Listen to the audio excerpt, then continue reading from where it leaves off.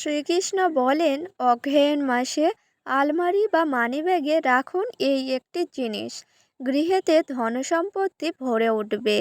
নমস্কার বন্ধুরা, চলে এসেছি আরও একটি নতুন ভিডিও নিয়ে। আশা করছি সকলে ভালো আছেন এবং সকলে সুস্থ আছেন।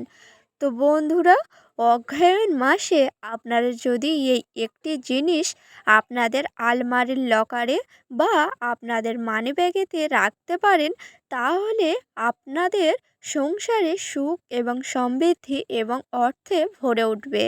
এই জন্য ভিডিওটি সম্পূর্ণ দেখতে হবে। দেখার পরে ভালো লাগলে একটি লাইক করবেন এবং চ্যানেলে নতুন হলে অবশ্যই চ্যানেলটিকে সাবস্ক্রাইব করে পাশে থাকবেন।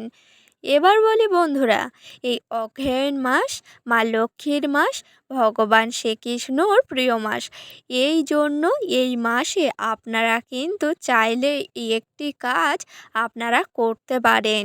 এর ফলে আপনাদের সংসার সুখ শান্তি ভরে উঠবে এবং অর্থেরও প্রাপ্তি ঘটবে। মানুষের জীবনে সকল বাধা বিপত্তি থাকে, হাতে টাকা পয়সা অনেক সময়ই থাকে না। এই কারণে বন্ধুরা, এই একটি কাজ যদি আপনারা করতে পারেন, তাহলে মা লক্ষ্মী স্বয়ং আপনার উপর কৃপা দৃষ্টি করবেন। আর এর ফলে মা লক্ষ্মীর আশীর্বাদে আপনাদের সংসারে কোনোদিন অর্থের অভাব হবে না। তো বন্ধুরা, আপনারা চাইলে এই কাজটি এই অগ্রহায়ণ মাসের যে কোনো একটি দিনে করতে পারেন। আর সেটি যদি বৃহস্পতিবার দিন হয়, তাহলে তো অত্যন্ত শুভ দিন। হ্যাঁ বন্ধুরা, আপনারা এই অগ্রহায়ণ মাসের যে কোনো একটি দিনে এই কাজটি আপনারা করতে পারেন, বা যে কোনো বৃহস্পতিবার দিন দেখেও এই কাজটি করতে পারেন। কারণ বৃহস্পতিবার লক্ষ্মীবার, এই দিনে করলে খুবই শুভ ফল পাবেন। এই জন্য বন্ধুরা, আপনারা এই অগ্রহায়ণ মাস চলাকালীন যে কোনো একটি দিন দেখে এই কাজটি আপনারা করতে পারেন, বা যে কোনো বৃহস্পতিবার দিন দেখে করলে বেশি ভালো। তো এবার বলি বন্ধুরা, এই অগ্রহায়ণ মাস চলাকালীন কিন্তু কিছু নিয়ম আছে, সেই নিয়মগুলি কিন্তু আপনারা প্রতিদিন মেনে চলার চেষ্টা করবেন।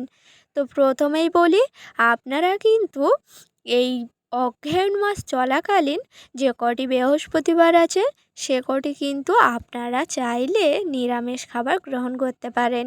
এর ফলে শরীর স্বাস্থ্য ভালো থাকবে এবং তার সাথে আপনারা কিন্তু সবসময়ের জন্য ঘরবাড়ি পরিষ্কার পরিচ্ছন্ন করে রাখবেন। এর ফলে কিন্তু আপনাদের শরীরে কোনো রোগ আসতে পারবে না।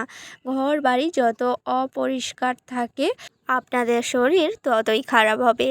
তো বন্ধুরা, অবশ্যই করে সবসময় চেষ্টা করবেন বাড়িঘর পরিষ্কার পরিচ্ছন্ন করে রাখার। হ্যাঁ বন্ধুরা, যে সকল বাড়িতে ঘর বাড়ি ঠাকুরঘর রান্নাঘর পরিষ্কার পরিচ্ছন্ন থাকে, সে সকল বাড়িতে মা লক্ষ্মী ভগবান শ্রীকৃষ্ণ বিরাজমান হয়ে থাকে। এই কারণে বন্ধুরা, আপনারা কিন্তু শুধু অগ্রহায়ণ মাস বলে না, আমি বারবার বলছি যে আপনারা কিন্তু সবসময়ের জন্য ঘর বাড়ি পরিষ্কার পরিচ্ছন্ন করে রাখবেন। আর যদি আপনাদের ঘর বাড়ি সবসময় নোংরা আবর্জনা অপরিষ্কার হয়ে থাকে, সে সকল বাড়ি ছেড়ে মা লক্ষ্মী চিরকালের মতো চলে যায় এবং অভাব তো আপনাদের পিছু ছাড়বে না। এই কারণে বন্ধুরা, আপনারা সবসময় চেষ্টা করবেন ঘর বাড়ি পরিষ্কার পরিচ্ছন্ন করে রাখার। তো এবার বলি বন্ধুরা, এই অগ্রহায়ণ মাসের আপনারা যে কোনো বৃহস্পতিবার দিনে এই একটি কাজ অবশ্যই করে করার চেষ্টা করবেন। আর সেটি হচ্ছে বন্ধুরা, আপনারা কিন্তু বৃহস্পতিবার দিন সকালবেলা, যেমনই সকাল সকাল ঘুম থেকে ওঠেন, তেমনই সকাল সকাল ঘুম থেকে উঠে যাবেন। তারপরে বাড়ির যে সকল বাসি কাজকর্ম থাকে, সেগুলি একেবারে সেরে পরিষ্কার পরিচ্ছন্ন করে নেবেন। তারপর বাসি বিছানা পরিষ্কার পরিচ্ছন্ন করবেন। তারপরেই কিন্তু চান সেরে নেবেন। হ্যাঁ বন্ধুরা, সকাল সকাল সূর্যাস্ত হওয়ার সাথে সাথে উঠে যাওয়ার পরেই বাসি কাজকর্ম সেরে নেওয়ার পরে আপনারা কিন্তু চান সেরে শুদ্ধ বস্ত্র পরে নেবেন। শুদ্ধ বস্ত্র পরে চলে যাবেন ঠাকুর ঘরে। ঠাকুর ঘরে যাবেন, গিয়ে নিত্য পূজা করে নেবেন। তারপরে ফুল দিয়ে ঠাকুর ঘর ভালো করে সাজিয়ে তুলবেন।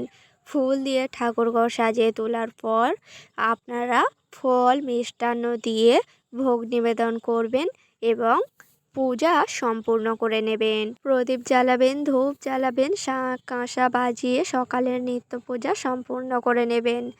আপনাদের যখন নিত্য পূজা সম্পূর্ণ করা হয়ে যাবে তারপরেই কিন্তু এই কাজটি আপনাদের করতে হবে। আর সেটি হচ্ছে বন্ধুরা, সকালে নিত্য পূজা করে নেওয়ার পরেই আপনারা চলে যাবেন আপনাদের তুলসী মঞ্চে। হ্যাঁ বন্ধুরা, আপনাদের তুলসী মঞ্চে চলে যাওয়ার পরে তুলসী গাছের গোড়া থেকে একটু তুলসী গাছের শেকড় নিয়ে নেবেন। হ্যাঁ বন্ধুরা, অল্প পরিমাণ তুলসী গাছের শেকড় নিয়ে নেবেন। তারপরে সেটি নিয়ে আবারও চলে যাবেন আপনাদের ঠাকুর ঘরে।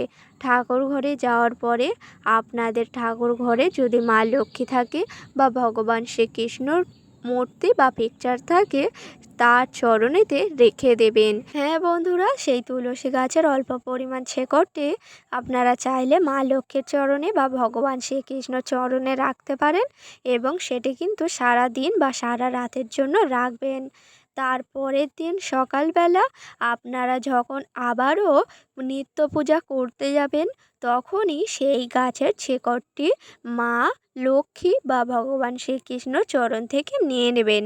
তারপরে নিয়ে নেবেন বন্ধুরা একটি হলুদ রঙের কাপড়ের টুকরো।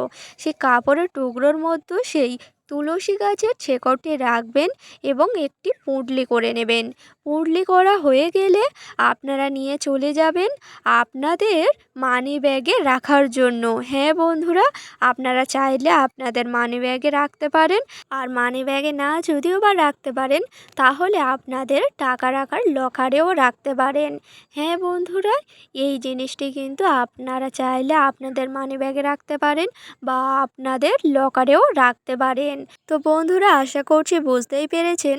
আপনারা কিন্তু বৃহস্পতিবার দিনে নিত্য পূজা সম্পূর্ণ করে নেওয়ার পরে তুলসী গাছের কাছে মা লক্ষ্মীর অনুমতি চেয়ে একটু তুলসী গাছের শেকড় নিয়ে আপনাদের ঠাকুর ঘরে মা লক্ষ্মী বা ভগবান শ্রীকৃষ্ণ চরণে রাখবেন সারাদিন সারা রাতের জন্য। এবং তারপরের দিনে আপনারা সেই শিকড়টি আপনারা হাতে নিয়ে নেবেন। তারপরে একটি হলুদ কাপড়ের টুকরোর মধ্যে সেই গাছের শেকড়টি রাখবেন এবং পুঁটলি করে নেওয়ার পরে আপনাদের আলমারিতে, লকারে বা আপনাদের মানি ব্যাগে রাখতে পারেন এই জিনিসটি।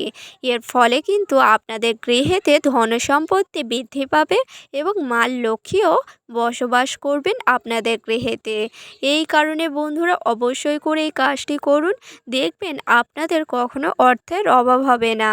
তো বন্ধুরা, ভিডিওটি ছিল এই পর্যন্ত। ভিডিওটি যদি ভালো লেগে থাকে একটি লাইক করবেন, অবশ্যই করে শেয়ার করবেন এবং চ্যানেলে নতুন হলে অবশ্যই চ্যানেলটিকে সাবস্ক্রাইব করে পাশে থাকবেন পরের ভিডিও পাওয়ার জন্য। আর সকলকে জানাই ধন্যবাদ।